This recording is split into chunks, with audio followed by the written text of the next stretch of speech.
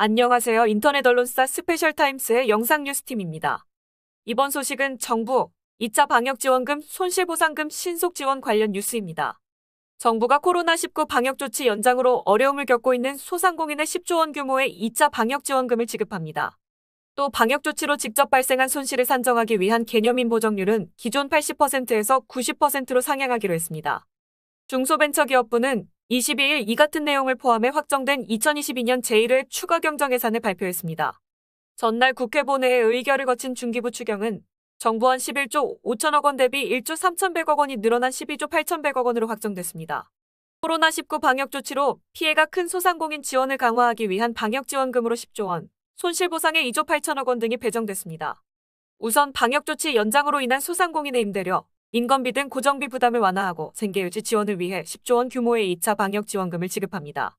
고강도의 방역조치가 연장됨에 따라 발생한 소상공인의 피해를 지원하기 위해 기존에 지급했던 100만 원의 방역지원금에 더해 지원 단가를 3배 올려 300만 원을 추가 지급하기로 했습니다.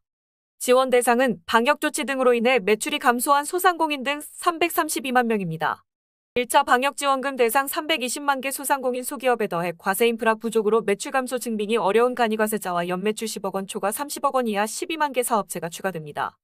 손실보상 지원 강화 및 선지급 운영 등에 필요한 손실보상 예산도 2조 8천억 원 증가했습니다. 이는 정부가 제출한 추경안 1조 9천억 원과 비교해 9천억 원 늘어난 금액입니다. 소상공인 업계에서 제기해온 보정률 상향 등에 필요한 예산이 추가됐습니다. 이에 따라 보정률은 기존 80%에서 90%로 상향됩니다.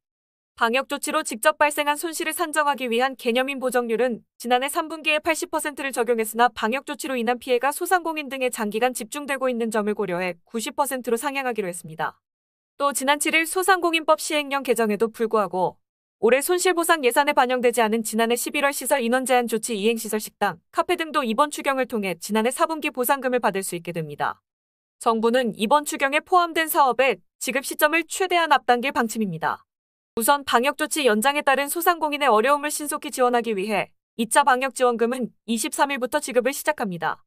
이어 오는 28일부터는 올해 1분기 손실보상 선지급을 받지 못한 시설 인원 제한 업체 등에 대한 선지급이 시작될 예정입니다.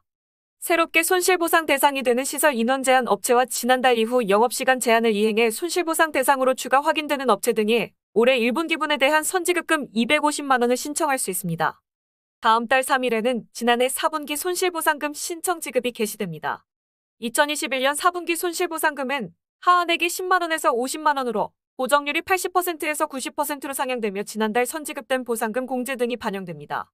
권칠승 중기부 장관은 정부의 올해 제1회 추가 경정 예산안 16조 9천억 원의 상당 부분이 소상공인 지원 예산인 만큼 주무부처 장관으로서 막중한 책임감을 느낀다며 2차 방역지원금과 손실보상금이 국회에서 확정된 만큼 최대한 신속히 지원하기 위해 중기부의 행정력을 총동원하겠다고 밝혔습니다.